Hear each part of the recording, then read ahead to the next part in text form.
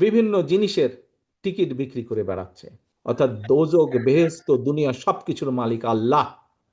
যেটার মালিক আল্লাহ, যেটার কথা একমাত্র আল্লাহ তালাই বলতে পারে, সেখানে যদি আমি কিছু বলতে চাই, আমার নর্মাল দৃষ্টিকোণ থেকে আমি বুঝি যে সেটি হচ্ছে শিরিক। সেটি হচ্ছে শিরিকের পর্যায়ে পড়ে। দেশকে আমাদের গড়তে হবে। এই দেশকে শহীদ জিয়া গড়েছেন। দেশ স্বাধীনের পরে যখন এই দেশে দুর্ভিক্ষ হয়েছে, শহীদ জিয়া যখন দেশ পরিচালনার দায়িত্ব পেয়েছিলেন, এই দুর্ভিক্ষ কবলিত দেশকে উনি খাদ্য রফতানির দেশে পরিণত করেছিলেন। ঠিক একইভাবে পরবর্তীতে 90 স্বৈরাচারের পরে এই দেশকে আবারও দেশনেত্রী খালেদা জিয়া গড়েছিলেন।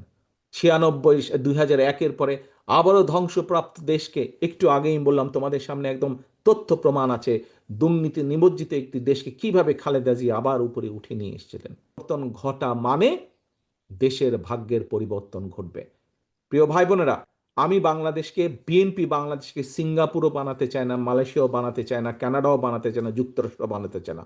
আমরা চাই একটি স্বাবলম্বী বাংলাদেশ, যেই বাংলাদেশে মানুষ দেশের ভিতরে কর্মসংস্থানের ব্যবস্থা থাকবে, খেয়ে পরে বেঁচে থাকবে, শান্তিতে থাকবে, যেখানে দুর্নীতি নিয়ন্ত্রণ থাকবে, দুর্নীতির লাগাম টেনে ধরতে আমরা সক্ষম হব। সেরকম একটি বাংলাদেশ চাই। আমরা শুনেছি অনেক কিছু একটি রাজনৈতিক দলের কিছু ব্যক্তি বা বেশ কিছু ব্যক্তি বিভিন্ন জিনিসের টিকিট বিক্রি করে বেড়াচ্ছে, বিভিন্ন জিনিসের কনফার্মেশন দিয়ে বেড়াচ্ছে। তো এখন এখন আমি যতটুকু বুঝি, অনেক মুরব্বী ব্যক্তি আছেন, বুজুর্গ ব্যক্তি আছেন ধর্মীয় বিষয়। আমি একজন সাধারণ নর্মাল একজন মুসলমান হিসেবে আমি যতটুকু বুঝি, যা আমার না, আমি যদি তা দেবার কথা বলি, অর্থাৎ যার যেটি আমার না সেটির কমিটমেন্ট যদি করি, তাহলে আমি তার সাথে পাল্লা দিচ্ছি।